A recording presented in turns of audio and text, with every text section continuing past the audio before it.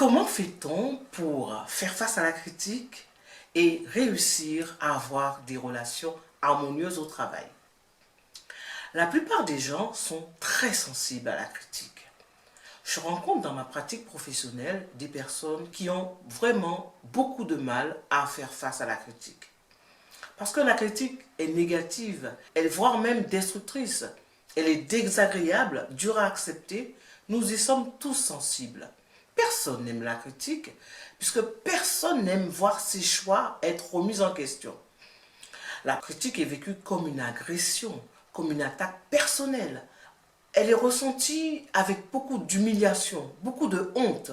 La critique provoque la mésentente, des conflits, une démotivation, de la désimplication, une perte de confiance à terme et une perte d'estime de soi. Et cela provoque aussi beaucoup de stress.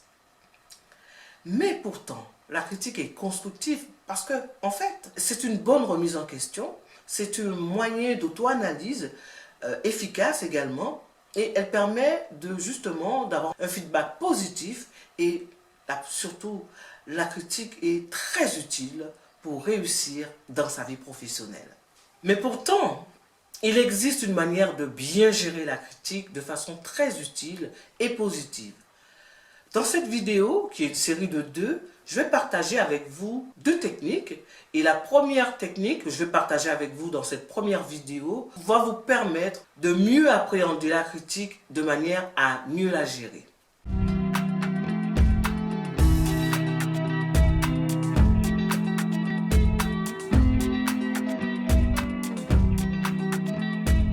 Mais avant de rentrer dans le vif du sujet, si vous n'êtes pas encore abonné à ma chaîne, je vous invite à le faire dès maintenant. N'hésitez pas à partager et à liker ma vidéo. Et comme j'aime bien faire les cadeaux, je vous offre mon guide qui vous permettra de mieux gérer votre stress en toutes circonstances. La première technique que je vais vous présenter, c'est la technique de l'écran de brouillard. Cette technique s'apparente au brouillard. Elle consiste à décourager et même à désarçonner votre interlocuteur. C'est une technique qui est particulièrement utile quand vous devez faire face à des propos dévalorisants, à des attaques. Cette technique aussi permet de prévoir et de prévenir la manipulation pour la déjouer. Donc c'est une technique qui consiste à faire des phrases types pour répondre à sous forme de plusieurs propositions que je vais vous faire.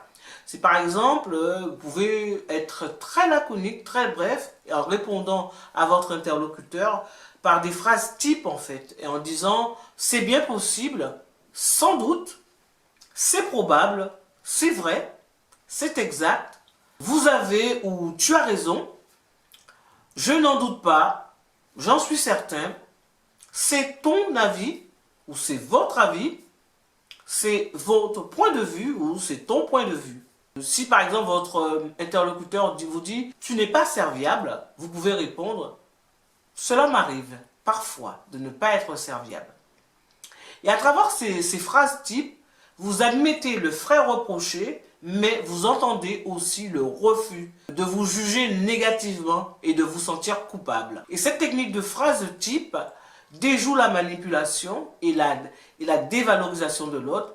Vous aurez entendu ce qu'on veut vous dire, vous ne vous sentez pas dans l'obligation de changer d'opinion ou de comportement. Donc vous gardez votre position par rapport à ça. Faites surtout la part des choses entre les critiques positives exprimées avec tact et les critiques formulées maladroitement ou agressivement. Ne confondez pas l'acte et la personne surtout, parce que vous avez droit à l'erreur. Et donc, si une collègue vous sermonne parce qu'elle trouve votre manière de faire pas très agréable, restez dans le vague et répondez sans doute. Gardez votre calme surtout. Quoi qu'il en soit, évitez de contre-attaquer, de répondre à la critique par la critique, à l'agressivité par l'agressivité. Ça sert strictement à rien.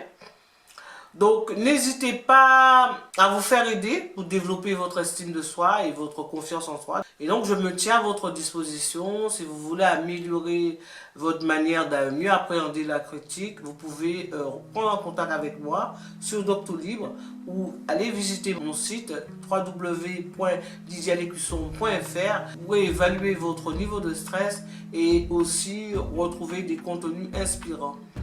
Ou alors, vous pouvez aussi bénéficier d'une séance de découverte de coaching. Merci, à bientôt pour la deuxième vidéo.